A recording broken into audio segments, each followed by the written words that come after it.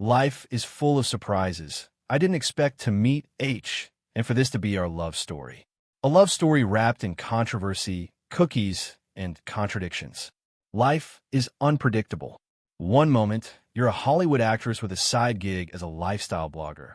The next, you're a duchess, married into one of the most famous families in the world. And just when you think the fairy tale is settled, you're back in the US, building a brand, dodging headlines, and apparently baking cookies. This is the Meghan Markle story, a mix of romance, reinvention, and relentless media scrutiny. But beyond the public narrative, what does this say about authenticity, ambition, and the fine line between branding and reality? Let's dig into the whirlwind of Meghan's latest public moves, her interview with Drew Barrymore, and the contradictions that continue to shape her story. Meeting H, the love story that won't quit. Once upon a time, not that long ago, Meghan Markle met Prince Harry. It was framed as a whirlwind romance, two souls connecting across the Atlantic. But unlike your average fairy tale, this one came with NDAs, Netflix deals, and a tell-all memoir. Meghan has consistently positioned her relationship with Harry as fated, flawless, and oh so different from the failed relationships of her past. During her recent interview with Drew Barrymore, she shared a sentimental story about babysitting for a dad who once told her, "When you meet your person, I want him to always date you." Meghan says Harry vowed to do just that. It's a sweet sentiment, until you remember that this isn't Meghan's first marriage. In her storytelling, her ex-husband, Trevor Engelson, barely exists. It's as if her past relationships have been erased, much like her former last name, Markle, which she now selectively uses or discards depending on the branding opportunity. But here's the thing. Life isn't a scripted Hallmark movie. People remember the details, and in Meghan's case, the details often don't align. The Drew Barrymore factor, a match made in PR heaven.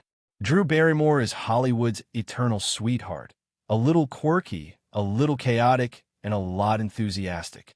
She's known for her warm, almost uncomfortably close interactions with guests.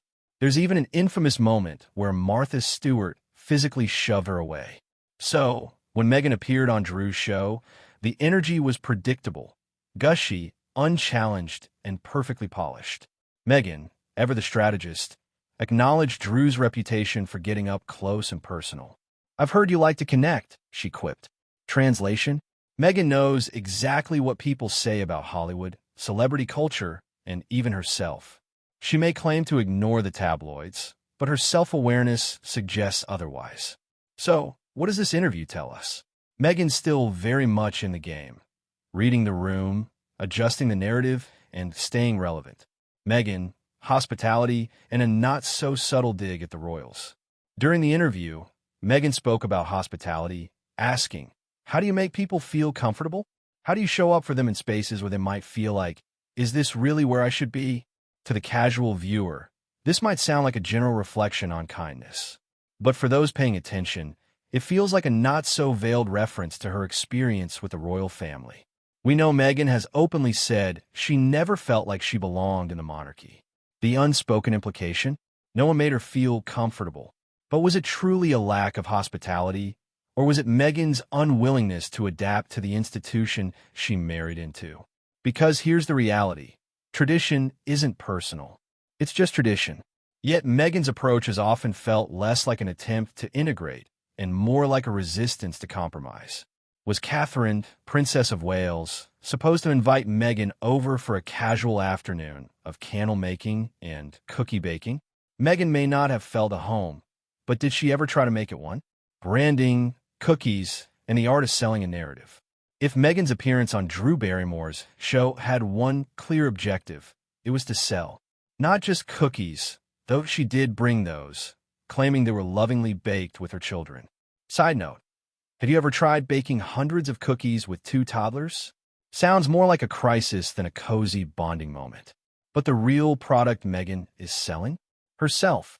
She's officially entered what some might call her QVC era, positioning herself as the relatable yet aspirational entrepreneur. Meghan doesn't just want to be remembered as a duchess. She wants to be a brand. Whether that means cookies, skincare, or media production, the reinvention never stops. And in Drew Barrymore, she found the perfect interviewer, someone who wouldn't challenge the narrative, question the contradictions, or push too hard. Because that's Meghan's comfort zone. Princess Diana, the legacy Meghan can't resist. At one point in the interview, Drew Barrymore showed Meghan a framed photo of Princess Diana. Meghan's response? "Oh, that's sweet. Your sweet little face." It was an oddly detached reaction for someone who has, at times, leaned heavily into Diana's legacy. Meghan has often positioned herself as the modern embodiment of the late princess, drawing comparisons between their struggles with the press and their battles for independence. But here's the problem. Diana's story is not Meghan's story. The more Meghan tries to weave herself into that narrative, the more it alienates people who see it as opportunistic rather than genuine. And perhaps Meghan sensed this. Her reaction was polite but brief, almost as if she was consciously stepping away from fully embracing the comparison this time. A rare moment of restraint. The no-challenge zone. Why Meghan stays in safe spaces. One thing was clear from this interview. Meghan Markle thrives in spaces where she's never challenged. Think about it. Anderson Cooper, Oprah Winfrey, Tom Bradby.